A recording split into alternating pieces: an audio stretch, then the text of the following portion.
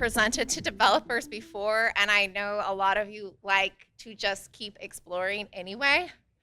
So if you want to keep exploring, you can go to neuralseek.com. There's a free trial of Neuralseek on AWS for a week. While I'm talking, you can go ahead and just download it and try it out yourself. Now, if that isn't what you're interested in today, you can follow along with me. Now, remember, I am over project management, so I enjoyed the speech that we had today because he talked about not shifting everything left. I'm usually the person who has to tell the stakeholder, no, we cannot put this into production because ... I work with an on-prem AI solution. So a lot of what we see with AI is actually ChatGPT or OpenAI behind the scenes. That goes over to Google, tells you the top 10 documents, sends it back to you. Neuralseek is on-prem. We build a workflow. For example, if you ask a question, it's going to do website scrape for your firm's website and send it back to you. If you build another workflow and Maestro is going to ask a question, do an API call, send it to maybe like Texas laws in this example, send it back to you. This is a very common agentic AI solution that we use with law firms, where we just keep on building different agents to connect with various API calls to ensure that it's in a locked system.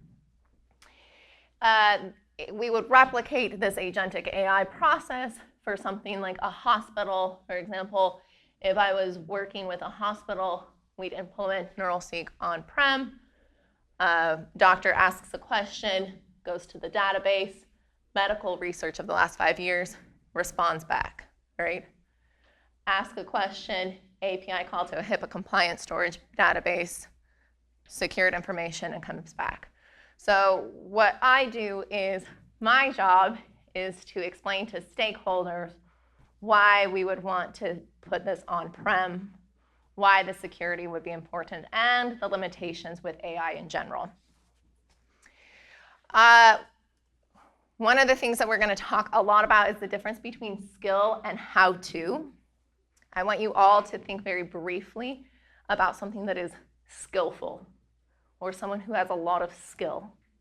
And now I want you to think of somebody who knows how to do something. My mother is a phenomenal bread maker. She can make it without a recipe, and she just knows what to do. She's very skillful.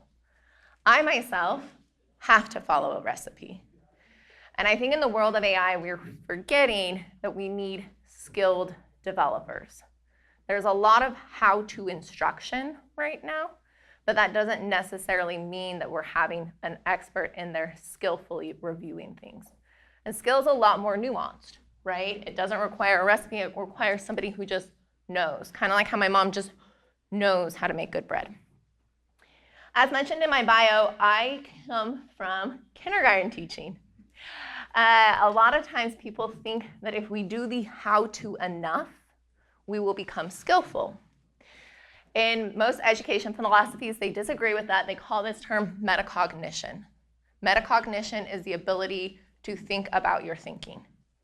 So what this is I do steps A, B, C, I look at the outcome, and I think to myself, what did I do to create that, right?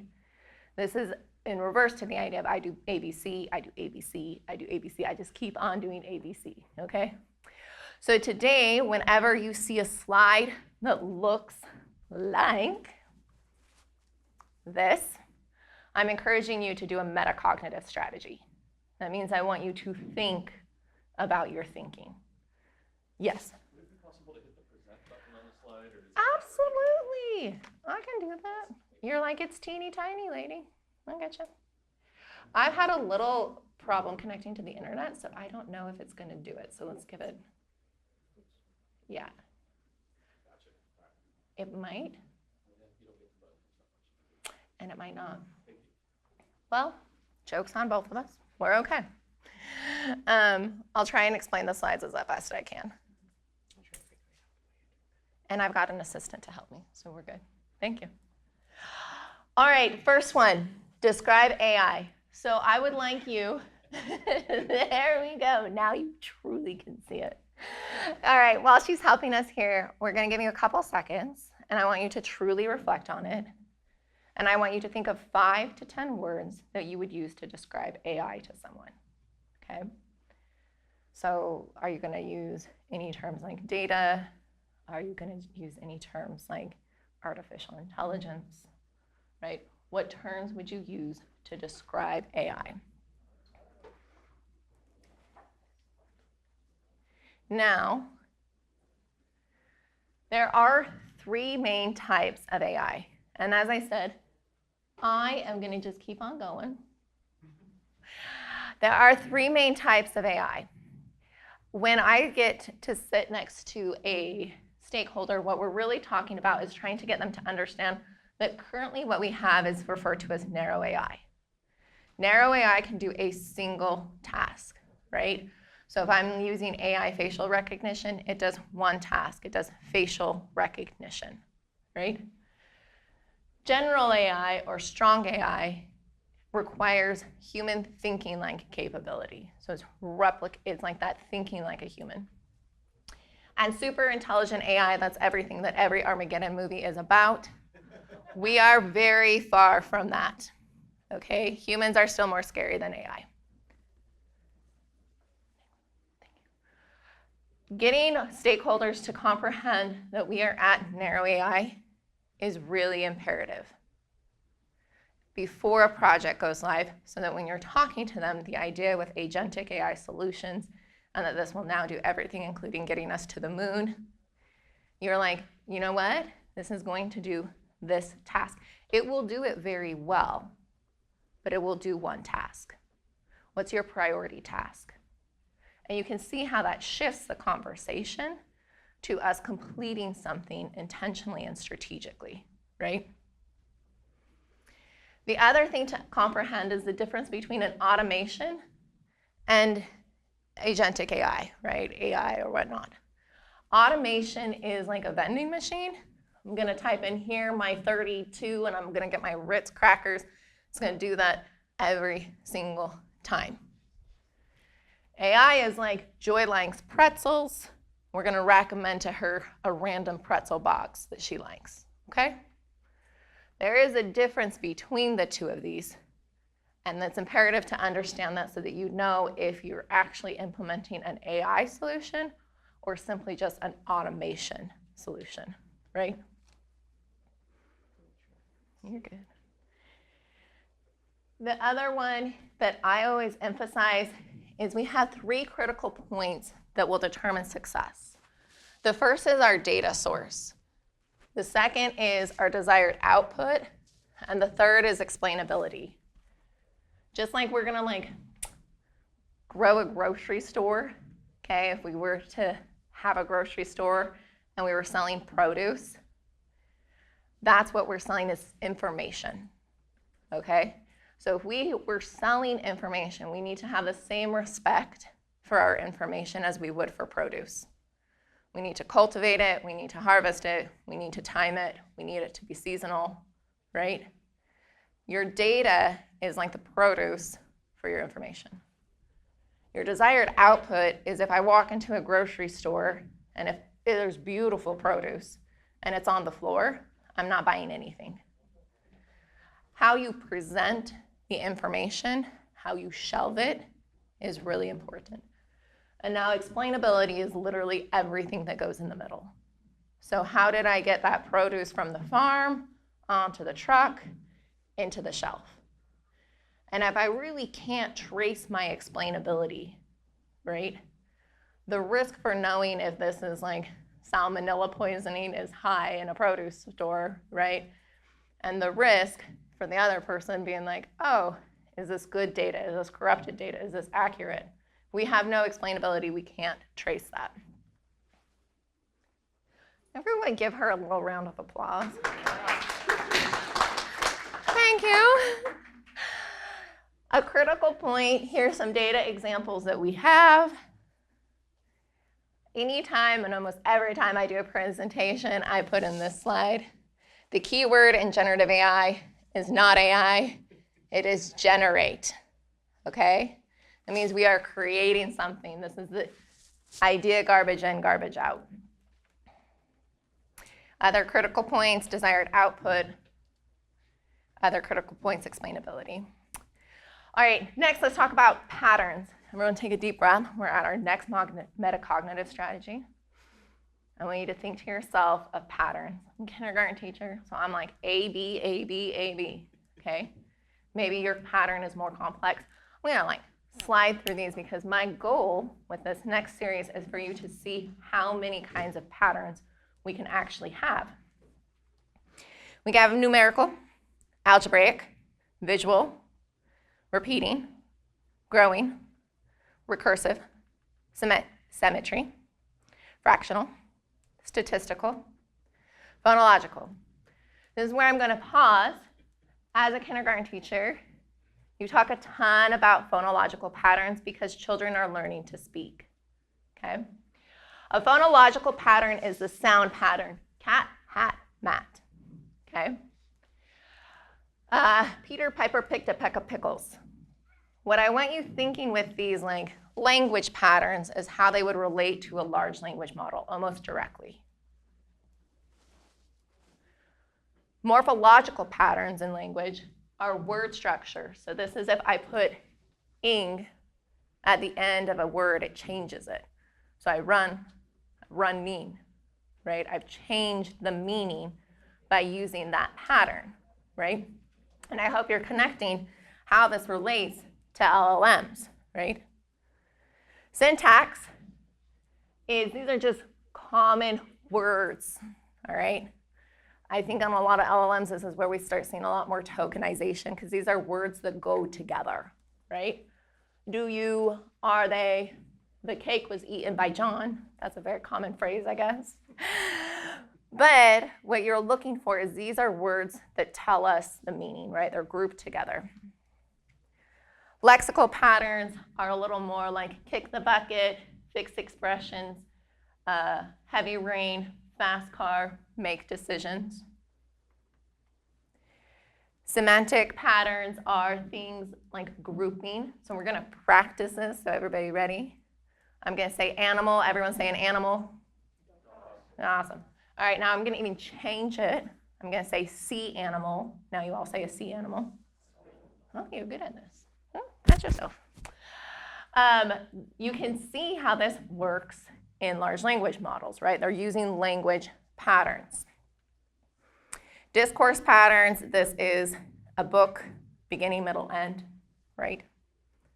Literary patterns, the difference between poetry and like an informational text. Pattern recognition versus thinking is imperative to understand when implementing narrow AI because narrow AI uses patterns. It is not actively thinking like you and me. So for example, this is true. I do eat a cookie almost every afternoon with a glass of milk. So now the AI says, Joy wants a cookie this afternoon. Here's the pattern. Because the pattern is she ate a cookie every day last week, offer Joy a cookie. Now here's where we get that natural language. These are just ways to offer Joy a cookie. Okay? Joy says yes, give Joy a cookie. Now, if we get this into pattern recognition versus thinking, Joy breaks the pattern. Joy says no cookie. Now remember, we practice this, all right? So I'm gonna say dessert. You guys tell me other desserts. Desserts. Cake. So all that the LLM did was switch out the word cookie and cake, okay?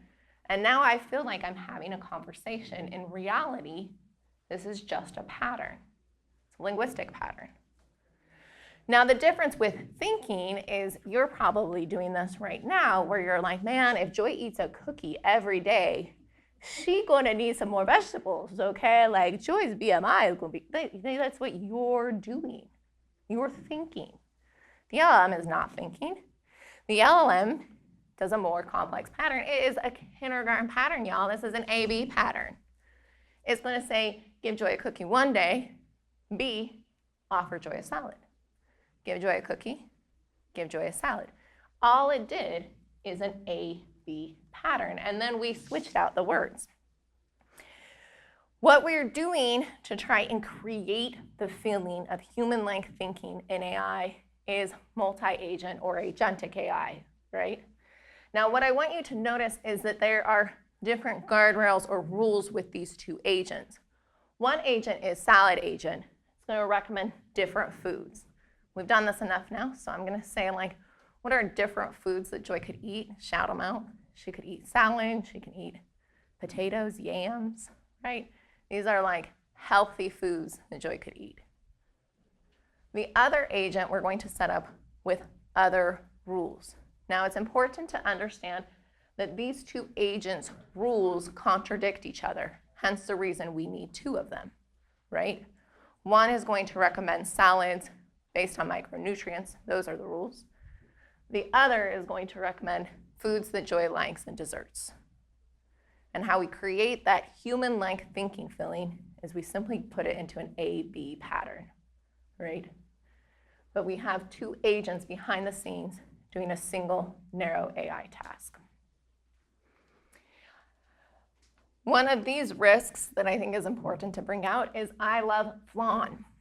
Flan is a delicious dessert. If flan is not in my database, and if I never ask for flan, the AI will never recommend flan to me, okay? And this is where we're seeing some of these major risks with AI bias, right? Everyone in the world should not miss out on flan. Obviously, it's much more complicated than cookies and cakes, but hopefully my analogy helps you, as well as this is a helpful way to explain to stakeholders how impactful narrow AI actually is, its limitations and opportunities. Pattern recognition. Okay, metacognitive strategy. We're going to take a deep breath.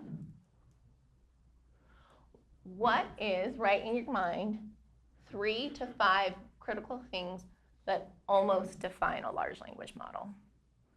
So you don't need to get it exactly right, but what is like almost what a large language model is? I'll give you a minute. Large language model is a typical artificial intelligence that has been trained on massive amounts of data text to understand human language. It can do images and videos as well, right? Different large language models. Now, what I usually say is that a large language model is like building the car from scratch. When we start introducing RAG and CAG, that's like taking the car, the built car, to the mechanic. A lot of people want to build their own large language model without seriously thinking on how difficult it is to build a large language model. And that is like someone being like, I need to get to the grocery store and I'm going to build my own car. And you are like, there are actually cars already pre-made that you can use. And so this is a serious conversation to have with stakeholders implementing AI. Now, the next thing is I do comprehend, just like if I were to have a car, that not all cars go on all roads, and not all large language models should be used for all solutions, right? So when people ask me what is the best large language model, remember we have data, output, explainability. We're looking at output right now. What do you want your large language model to do? And when we think of patterns, I like sewing. So if I had like a knit material, it's just not gonna fit on like some sort of dresses or outfits, right? If I had a silk material that's very expensive, I don't wanna make an entire outfit out of silk. Maybe I do. So you want to emphasize this idea of multiple large language model selection, mostly because you're trying to emphasize, just as if I were to get dressed up like a suit, I want to have the ability to have different materials so that my suit looks sharp. It delivers what I want it to. This idea of multiple large language models helps it so that we're selecting a large language model that delivers what we're trying to have it done. Okay. Metacognitive strategy. This is strategic AI implementation. So if you were to write a 3-year strategic AI implementation goal for a company in your sector, what would be a good goal, right? And remember, with metacognitive strategies, we're not really looking for the right answer. We're getting ourselves to think about why we think the way we do, right? So why do you think that goal is important? Oftentimes when I walk into customers, they do what I refer to as the sprinkle AI. So when I get into there, they tell me, they're like, oh, we are using AI. We have Grammarly installed. And I'm like, that's great. But they've checked the box and they have AI, right? This is the sprinkle approach. If we actively want to implement meaningful AI solutions, we need to take a more serious approach and put AI into the space of data lineage. So remember earlier when I defined that I say that we have data and we have our output and explainability? Let's go back to that grocery store analogy, right? Is that if I want a good AI strategic implementation, I have to seriously think about how I'm shelving all of my information. Where does it go? Where are the aisles? Who can come into my store? Who can't come into my store, right? How have I placed the information that I'm selling? Additionally, you have to start thinking about your data source. I personally grew up on a dairy farm, okay? I grew up feeding cattle. I grew up plowing fields. And I'm telling you right now, that's a lot of labor. It's a lot of work. So if you want impactful AI and strategic implementation, you're going to have to respect your data source just like you would if you were to sell groceries, right? It's going to have to be timed and consistent and cultivated. You're going to have to really maintain your data, right? Explainability is what I see a lot. And now we're going to, hopefully I'm feeling like I timed myself pretty well. Okay. This is what I wanted to get to. So I've been implementing AI for 3 years in predominantly secured sectors. What I'm going to do is I'll tell you a story in full transparency. You'll see mistakes I made, as well as you'll see successes, because I don't want you to make the same mistakes. So I'm going to tell you the story. I want you to use your own metacognition, and I want you to flag if there was a red flag with the data source, if there was a green flag with the data source, red flag with the desired output, green flag, red flag with explainability, green flag. Does that make sense? We implemented an insurance first notice of a loss. That is exactly what it sounds like. I'm driving my car. I hit the car in front of me at the stop sign, and I call the insurance company. That phone call to the insurance company is the first notice of loss. We wanted an AI solution for first notice of loss. We implement the AI solution, basically asking a series of questions so that we can get the insurance claim started. Not too crazy. Death and amputation. Ooh, we get into our pilot, all right? Not all first notice of loss are fender benders, right? So people call in for our pilot, first notice of loss, and is the death of a 3-year-old child, right? Can you imagine talking to a narrow AI agent that can do a single task, lacks complete emotional empathy, and is asking you questions to report that first notice of loss? I like to start with this example because I want it very clear from the beginning of these that AI should not be used in all use cases. Not only is that not technically a good idea, strategically, it is a bad idea as well. But let's think about this. If I have an insurance company and my fender benders are getting handled by an AI agent, my live personnel has much more time, call time, to properly handle these more serious cases. When we're implementing AI, it's not about getting it everywhere. It's about intentionally planning where we're placing it so that all of us are having a much more better experience, right? So now what we learned with this one, let's go to another one. Now this one's hypothetical, okay?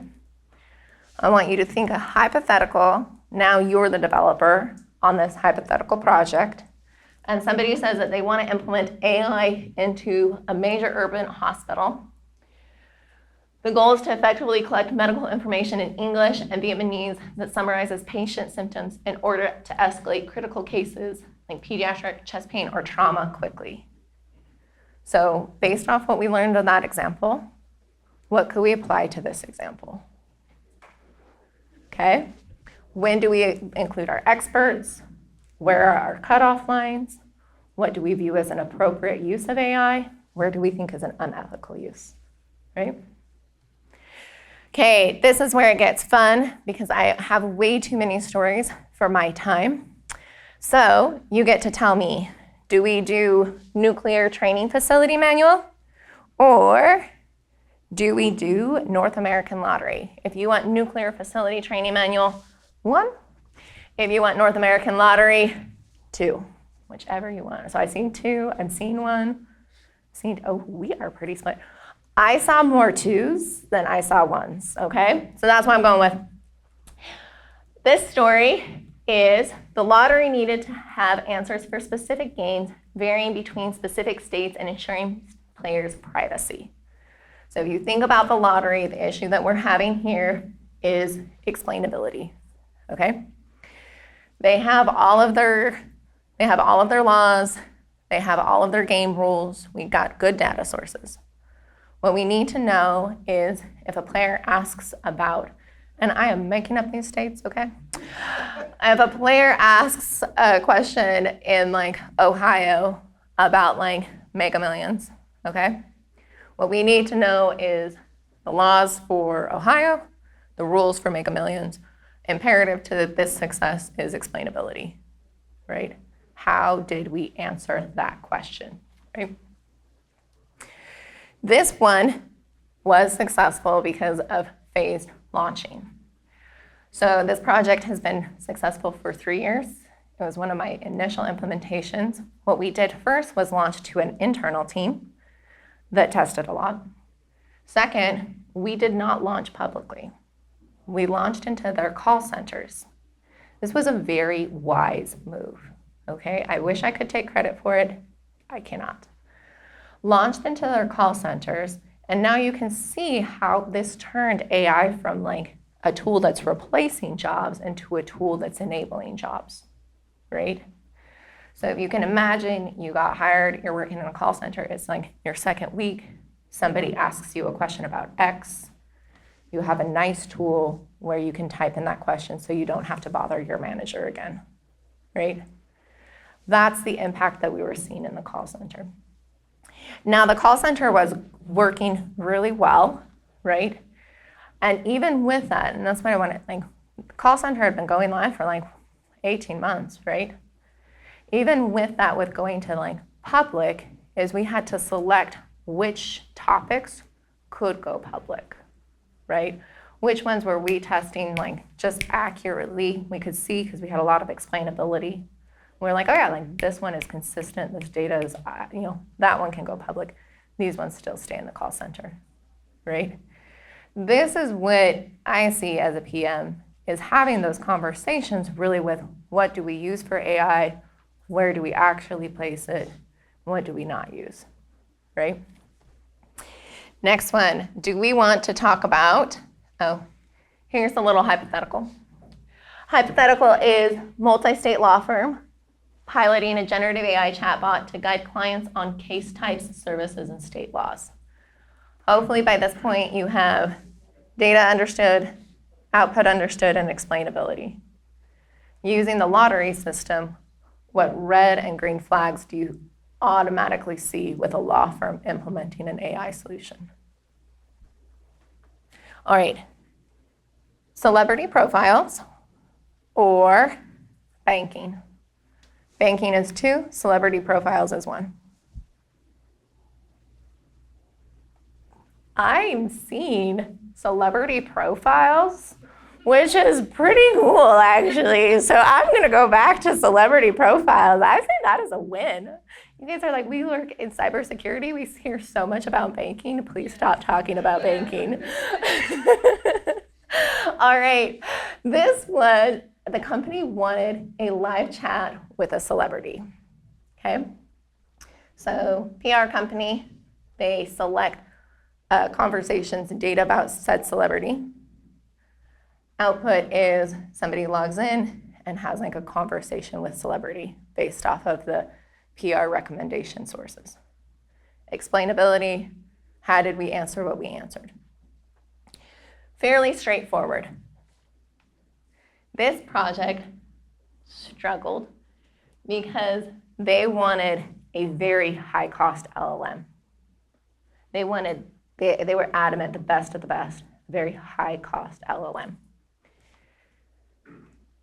Then you have to think if like you have users who are obsessed with a celebrity and you're using a very costly LLM and they're asking a celebrity questions for 6 hours, I want you to mentally do the math for how expensive that 6-hour conversation was. Okay? So then it becomes this idea, even if we set up like a subscription fee and we're using the highest cost LLM, is that actually profitable, right? This one struggled with that because they still wanted that high cost LLM, right? And you can see as a PM, I'm still frustrated, right? Because inside I'm like, we just gonna like choose the like less expensive LLM and we might be fine with this, right? But you can see how those conversations matter. This is what this starts looking like in the real world when we implement these ideas. All right. Next one. Oh, here's our hypothetical. Here's a hypothetical. Based off what we learned with the celebrity profiles, this is a museum. They want you to be able to have a conversation with a historical figure. Okay? We have data, output, explainability. Based off of what you learned from my experience, what would some of the recommendations you give to this museum implementing an AI? Right?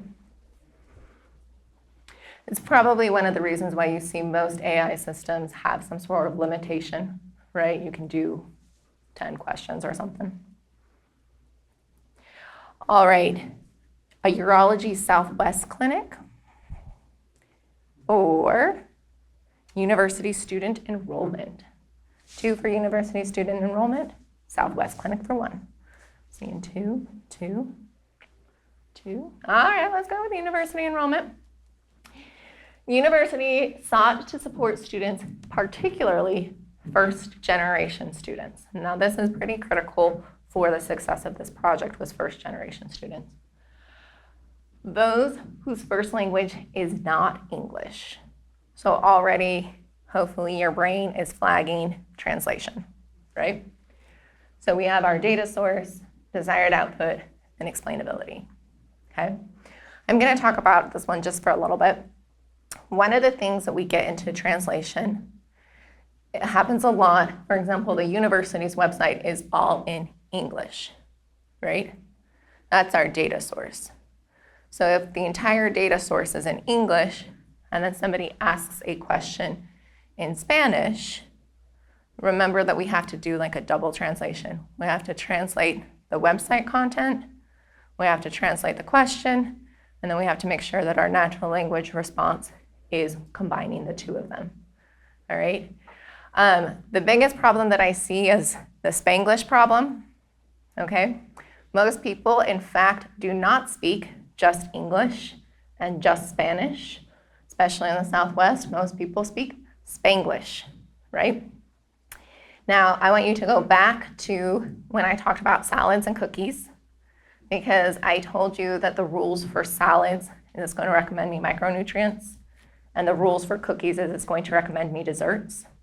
Now I want you to think of patterns and connect the rules with English.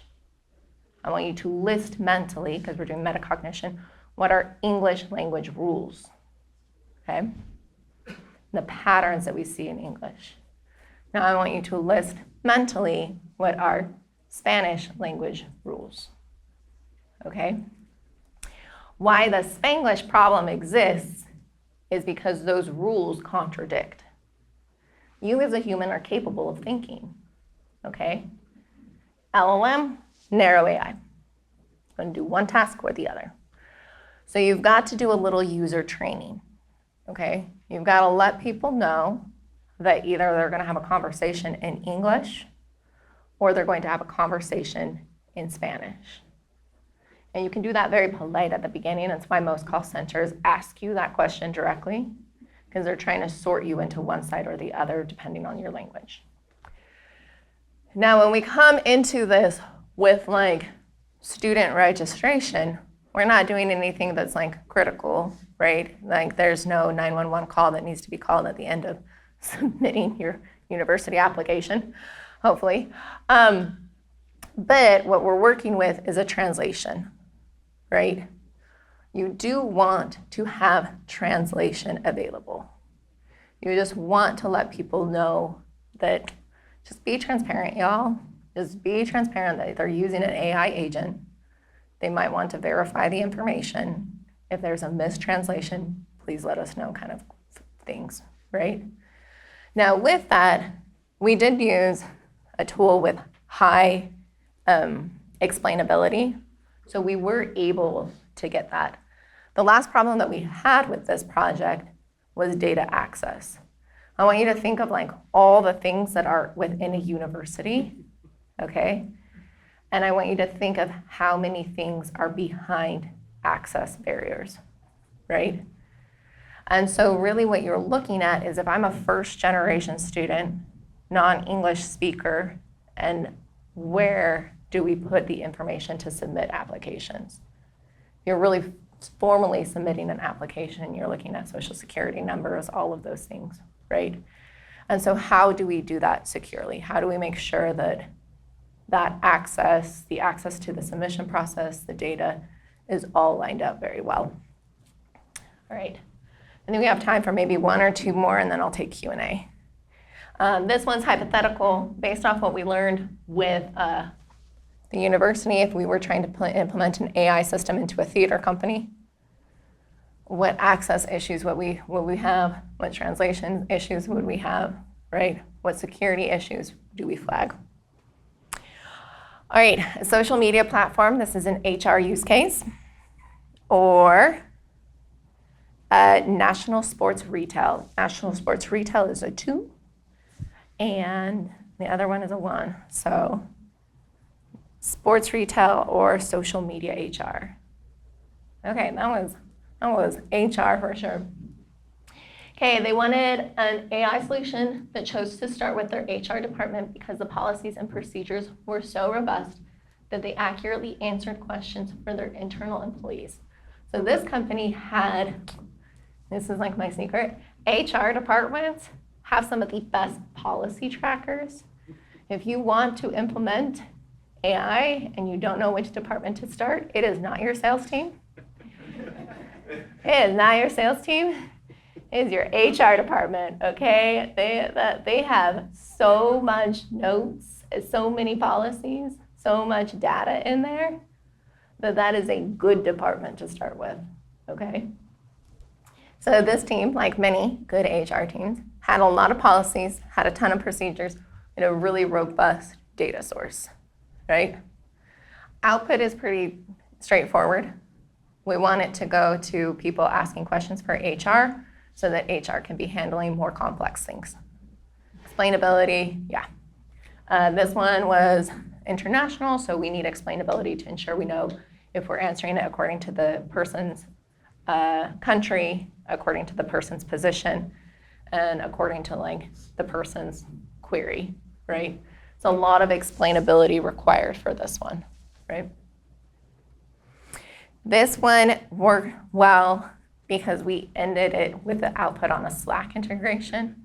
I know you might think that's funny, but this is like the reality of it. You can implement a very, very robust, efficient, beautiful AI system. And if you do not put it in a place where people just always are, no one will use it, okay? So one of the reasons why this project works so well is because we had a Slack integration, and people were already on Slack in the company, and they just kept asking questions to the HR agent, right? So your output is just as imperative as really thinking about your data source if you want your projects to be successful, right? All right, a little hypothetical. This is a healthcare providers. They all want AI chatbots to help parents. Where do we put this, right? If the healthcare provider is like, I know what we're gonna do. We're gonna do a chatbot. Parents are gonna ask medical questions for it. And it's gonna be great. Where are the parents? When do they ask medical questions? And how do they use it? These are real questions for implementing scalable solutions, right? All right, I look at my time and I think I'm like right at it. Oh, well, let's just do one more. I have one more time. We can do one more. I think. Okay, retail inventory cleanup is a 1. Oh, that's the only one we get. Retail inventory, or I can go back to national sports. So national sports 1, retail inventory 2. Which would you prefer? All right, I'm seeing 2s actually. Retail inventory cleanup, 30 years. So still manufacturer, 30 years of inventory to clean up, full of human errors, all right? They chose a very expensive LLM model, and this comes up a lot, but their data was fairly accurate, okay? So I think that we did their data 5 times, I wanna say, but by the 3rd iteration, we switched to a less expensive LLM model, right? And that switch made it so that we actually came under budget, right?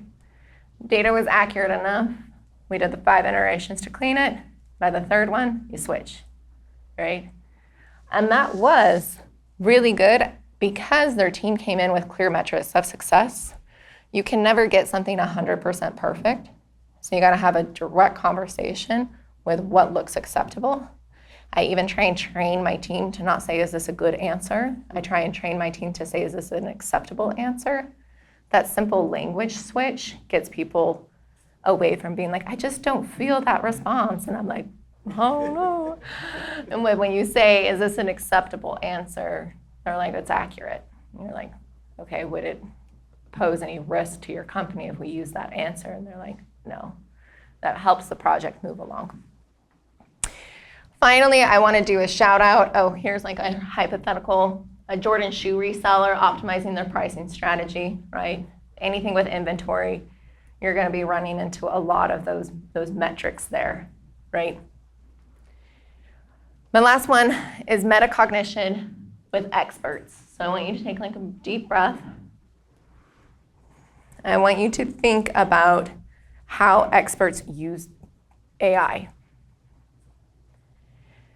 Expert is the person who knows the thing about the thing, right? So who knows the thing about the thing we're asking about? I have 3 experts that I recommend on every AI project. One is your content expert.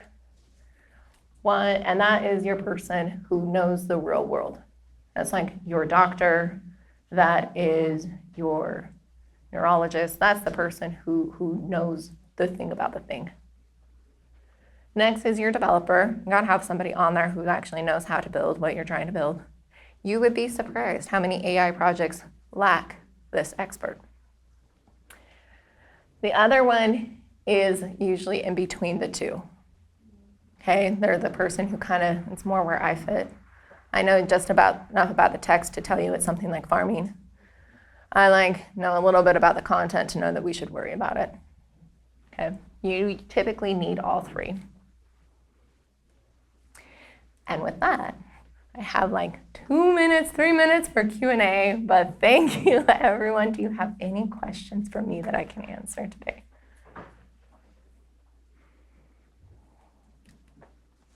Yeah. Were there examples where LLMs were not a suitable solution, like LLMs just weren't good enough to do the job? Yeah, so there are examples where I've seen LLMs that just don't deliver what you want them to deliver. I always defer that on to the stakeholder to choose. So we'll usually do like a little test run, and then they look at the generated responses, and then I defer to them and say, is this an acceptable response? But I personally don't like it when my team makes that choice, because it's a much easier choice to defer to the stakeholders. Yeah. What's the level of difficulty to switch the LLMs? You mentioned that quite a bit, cost or efficiency. Yeah, so my team uses NeuralSeek. NeuralSeek does give you the option to switch between LLMs, right? So different flows can have different LLMs. So that's why I reference it a lot. We switch a lot. What do you think the driver is for the bias to go with the most expensive LLM when most choices are usually made to go to the cheapest route? I think that right now there's this like, everybody's in love with AI, so we want it to be the best. And we want it to be like wonderful. And I sometimes think that that blinds stakeholders to looking at it strategically and getting something across, like delivered, right? And also too, is there's a lot of pressure. So at this point, by the time you've gotten to me, you've like petitioned to your team that you're gonna implement an AI project. You've got the funding for it, right? You've like told your boss this is gonna be really innovative. And then you like get to me and you're like looking at me and you're like, listen, we gotta get the best LLM out there, lady. And I'm like, I don't know if we need that one. So I think that that's the energy that comes into it. Yeah. Building off that, is there any time where you decided to just do more iterations of a cheaper LLM versus a larger, more expensive one? Yeah, I think that like cheap LLMs are a little underrated, mostly because you can get a lot of good content out of them quickly. And then you can even do the reverse. So in my example with inventory, you saw we started with the more expensive, and then as we got that one, we went down. We've done the opposite pattern before too, right? Where if we're just trying to get something built up, we don't need exact answers yet. We're just gonna use a less expensive LLM, get it to where we need it, and then put the more expensive LLM when it's at a more acceptable rate. Yeah. So I'm just curious, when you're talking about the film projects, you also talked about the three basic things that you need to think about the data source, about the desired outcome, and about the explainability. What was probably the leading cause of those failures? Was it usually bad data source, or just unattainable desired outcomes, or? I think that explainability is something that lacks generally across the AI field. So most people get garbage in, garbage out, right? And then what happens is we like spend a ton of time talking about prompt injection. So we're gonna like really worry about asking the right question to get the answer that we want. But explainability just speeds that up. So even if I ask like a really poor question and I can clearly see like the data source used to generate that natural language response, then that enables me to identify which data source is outdated. I have this conversation a lot with stakeholders, is that we'll be in a testing phase, they'll ask a question, we'll get the response, and they'll be like, that's not right. And I'm like, okay. And then within our own product, NeuralSeek, we take them into Seek, and it shows the question, shows the answer, and actually highlights individual words, and then shows which document that individual word was pulled from, right? And so now I have the question, I have the response, and then I have like the word, I like food. So I have the word potato, and there's potato in there, and they're like, it's not potato, it's French fries, right? So it says potato, and then I'm like, look, your documentation says it is in fact potato. And then they're like, well, that's not right. And I'm like, we've said that 3 times. I agree. But if you want your large language model to say French fry and not potato, you have to change out your documentation. You need to update your documentation. And then you can see how this turns into a whole data lineage solution where we start switching them. Yeah. So in that instance, at a level, it's more failing because the data source is outdated and bad, but a lack of explainability doesn't let you get it back on course. Yeah. So the explainability is helpful for effectively, in dev parlance, debugging the disconnect between the source and the output. Yes, and it's important too, in that case too, to like, I'm sure as soon as you as a developer heard that it's not supposed to be potato, it's supposed to be French fries, you automatically are lying bad data source, right? Your stakeholders don't think that way, right? They're like, why is your tech not working, right? So you need to show them exactly why it is not working, how they want it to. But yeah, so I would say like always putting in explainability, but data. Explainability allows you to, you know, like as I said, kind of get it back on track, assuming you have explainability. If you don't, then you're just dead. If you don't have it, you're just dead. And then you just keep on doing prompt injection. You get lost in prompt injection. Yeah. In addition to data quality, what are the biggest reasons projects fail? I think it related to his question earlier, expectation. So by the time it's like gotten to me, we have these like really high expectations. And so I think that it fails inherently because the expectation is unrealistic, right? The other reason why I see projects fail is what I call testing purgatory. So especially within a generative AI project is that we do level 1 testing on our team, where that's the team that's worked on it the whole time. We enter level 2, which is going to be like their team's like department, but they haven't been working with AI for the past 3 to 6 months, right? So now we almost have to train. So my team has been working with level 1. We've trained them for 3 to 6 months on how to properly test AI using explainability. Then we get to level 2 and they start having their department train. Their team isn't familiar with it, and we get stuck a little bit in testing purgatory. I am at time, but thank you, everybody. Thank you.